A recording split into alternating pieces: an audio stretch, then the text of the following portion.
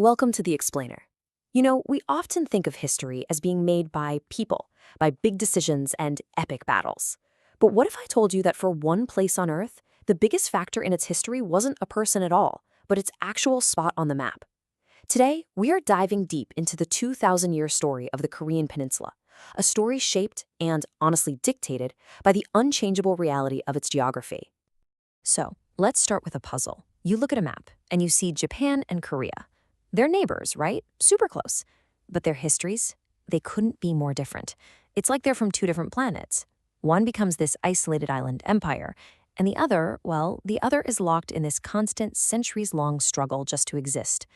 So what gives? Why did their paths diverge so dramatically? Well, the answer, and this is the absolute key to our whole story today, is geography. That's it. It all boils down to this one simple fact. Japan, as you can see, is an island. It's got this big, beautiful natural moat protecting it. But Korea? Korea is a peninsula. It's a land bridge permanently bolted onto a continent right next to a giant. And that one geographical difference, that's what set everything into motion. For Japan, the sea was its shield. It was its greatest defense. But for Korea, that land border was its greatest weakness. Because on the other side of that line, that was China. Think about this. For 2,000 years, the single biggest question for every single Korean dynasty was exactly the same. How do we survive right next door to the most powerful empire in our world? How do we keep our identity, our kingdom, our people, without being completely swallowed whole?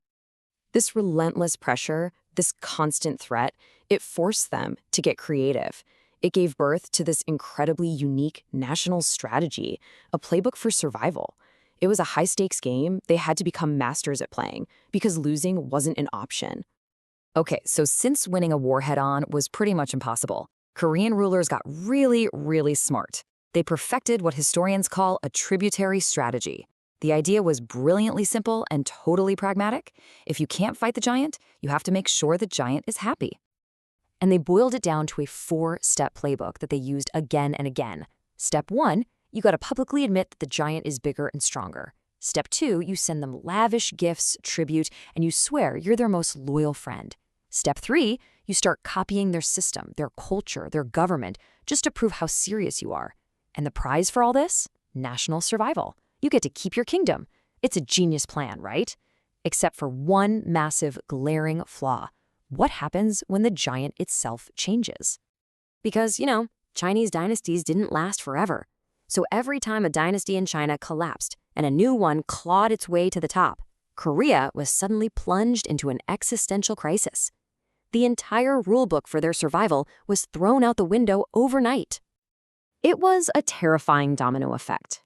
If you were loyal to the old dynasty, the one that just got crushed, well, you were now a sworn enemy of the new guys in charge.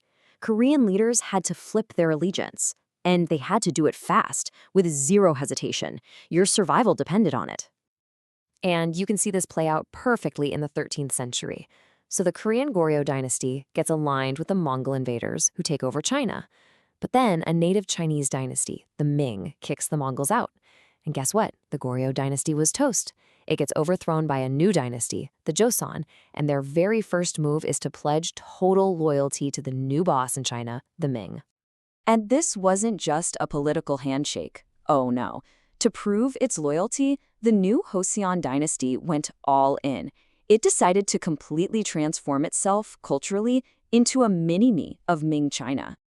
They adopted the Ming's state ideology hook, line, and sinker, Neo-Confucianism. And this came with a very specific worldview. It was simple. China was the center of the universe, the peak of civilization. And everyone else, well, they were just barbarians. This gave them a powerful new identity. Joseon Korea started to see itself as a little China. So in their minds, they weren't barbarians at all. They were the second most civilized nation in the entire world, right behind their big brother next door. This thinking went so deep, it actually shaped their language. The Korean elite insisted that the only civilized way to write was using these super complex Chinese characters. So when a brilliant king invented a brand new, incredibly simple alphabet called Hangul so that normal people could finally learn to read and write, the elites were absolutely horrified. For centuries, they called it embarrassing, a script for peasants, and refused to use it. So what's the bottom line here? By tying its fate so closely to China, this huge land-based agrarian empire, Korea's economy stayed focused on farming. Merchants were looked down on.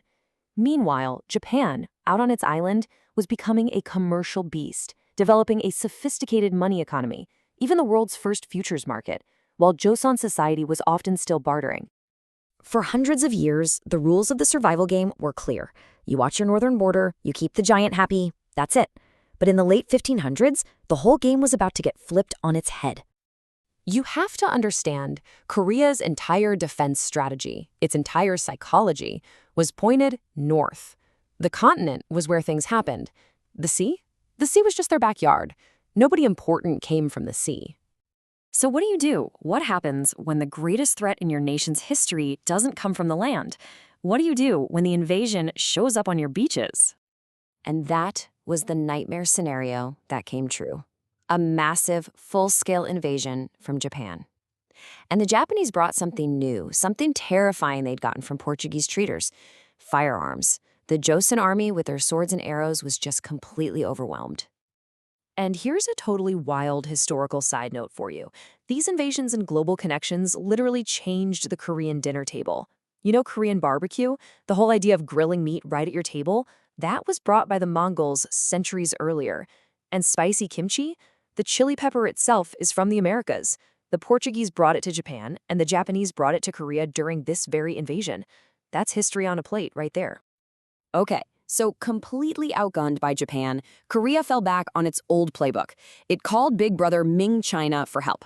But in the worst possible timing imaginable, a new enemy, the Manchus, attacks from the north. And they don't just crush Korea, they sweep south and conquer the entire Ming dynasty. So once again, Korea has to play the survival game. They are forced to bow down to the new Manchu rulers of China, who established the Qing dynasty. But for the Korean elite, this wasn't just losing a war.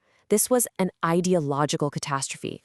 Because from their point of view, China, the center of all civilization, had just been taken over by barbarians. This caused this huge psychological break. So on the outside, they obeyed the new dynasty. They paid their tribute, but inwardly, a new, powerful belief took root. Hojoseon Korea was now the last truly civilized nation left on Earth. And this is why all this deep history really matters.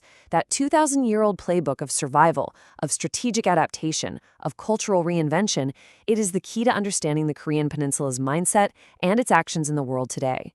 Which leaves us with one final crucial question.